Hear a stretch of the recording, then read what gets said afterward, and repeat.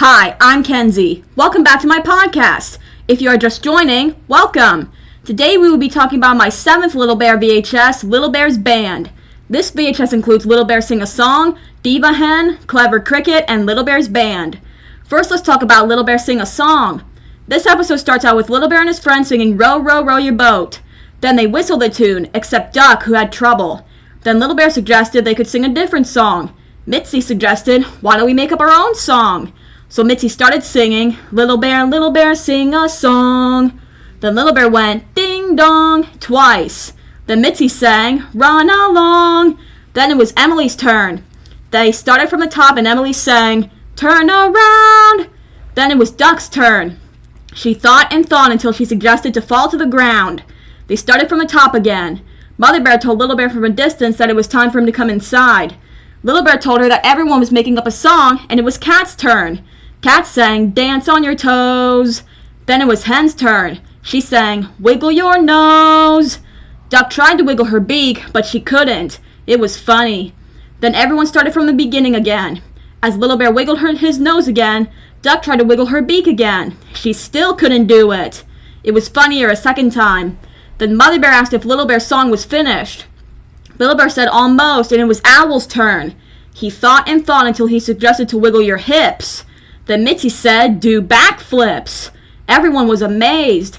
Little Bear said that he can't do a backflip. Mitzi suggested that he should do a front flip. So he did. Then everyone started from the beginning again.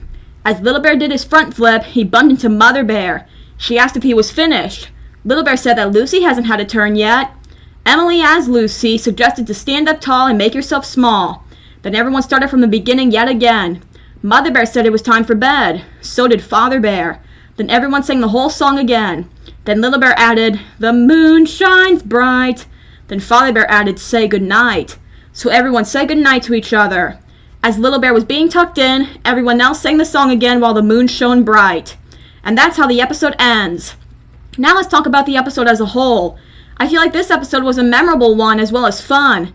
I mean, if you know me, I love to sing. And having everyone on the show makes it even more fun because it's fun to sing with your friends. All in all, it's a fun episode. Now let's talk about Diva Hen. This episode starts out with Duck swimming in the pond on a nice summer day, when suddenly she heard something strange. So did Owl, which woke him up and fall out of the tree. Little Bear and Cat heard it too. It sounded like Hen. Little Bear went to Hen's house to make sure she was all right. Cat went along. It turned out Hen was just singing. You see, she always dreamed of being an opera singer named Diva Hen. She thought, birds sing, why can't chickens sing? Cat said the obvious answer, because they can't. Duck and Owl entered the scene to see if Hen was all right. Little Bear told his friends that the performance was about to begin. The thing was, Hen was nervous. Duck and Owl thought she was sick with the chicken pox.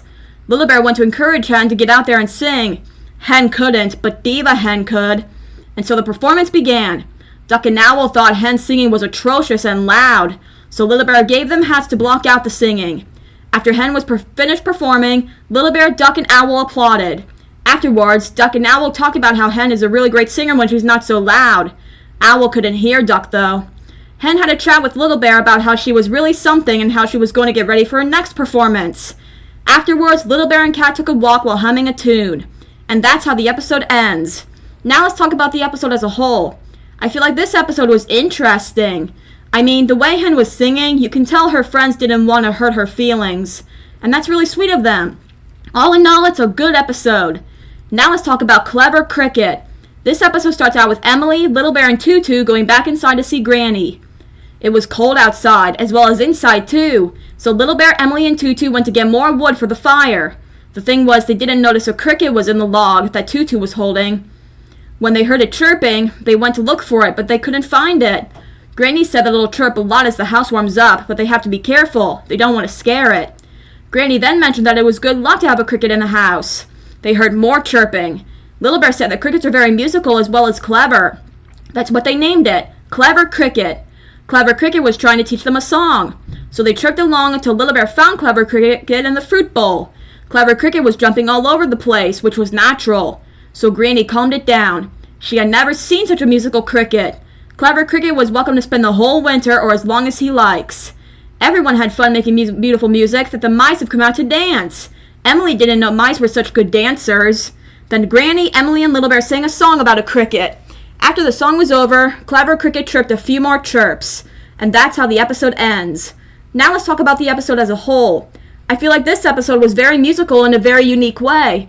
I mean, how often do you hear a cricket chirp such lovely music? All in all, it's a good episode. Now let's talk about Little Bear's band. This episode starts out with Little Bear and Mother Bear making something for Grandmother Bear and Grandfather Bear's golden anniversary party.